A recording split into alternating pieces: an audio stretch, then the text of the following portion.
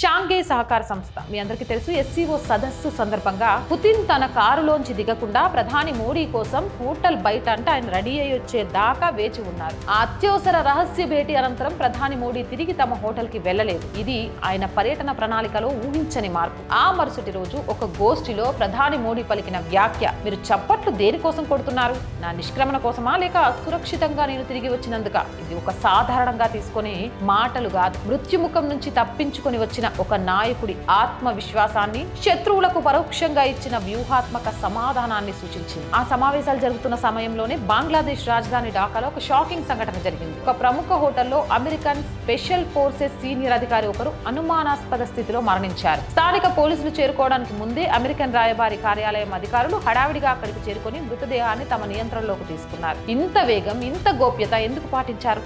ఈ ఢాకా సంఘటనకు, చైనాలో జరిగిన సంఘటనకు ఏదో నిశ్శబ్ద సంబంధం ఉందనే అనుమానాలు రేకెత్తించింది.